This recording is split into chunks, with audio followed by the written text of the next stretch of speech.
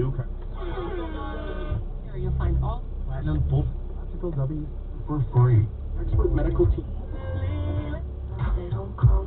Ordered earlier in the week.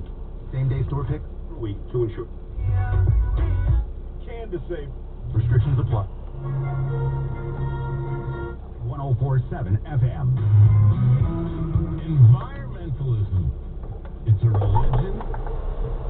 It is. Oh, wait a minute. You can be like me. You can be a conservationist. I certainly don't want to destroy the environment, but don't lie to me.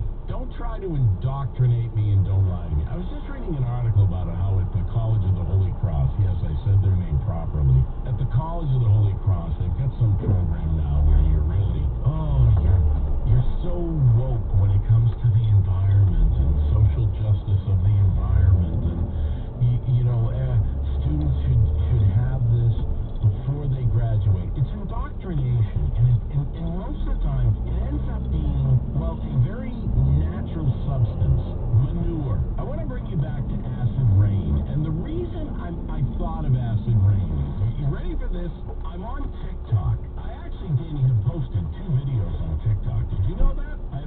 I'm not dancing now. No, I'm not dancing. I'm not doing anything like that.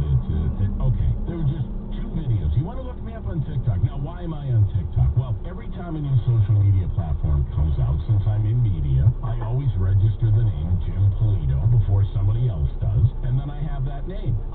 I've got Snapchat. If you go to Snapchat and you put in Jim Polito, it's me. I don't use it, but I have it just in case. Because you know what? Instagram used to be only for kids. And I registered Jim Polito, and now everybody's on Instagram. Everybody is not on Snapchat. And no, everybody is not on TikTok. But every once in a while, I'll waste some time and look at TikTok videos. And this came up. It was like a blast from my past. In the news, anybody who's of a certain age, if you're 40 or above, you know that sound, because when you watch the cartoons on Saturday morning, there was a segment that would come on called In the News. In the news, lakes without life.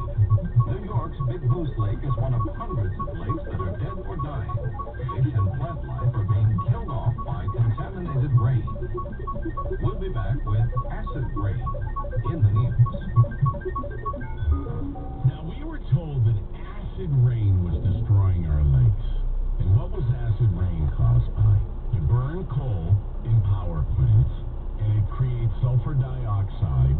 It gets into the clouds, and when it rains, the rainwater is more acidic, and that acidic rainwater destroys statues or historic structures, and it makes the pH of lakes too acid for fish to exist. This all started back in the 70s. So they commissioned a $500 million study in 1980 to look into acid rain. And after 10 years, the results were released.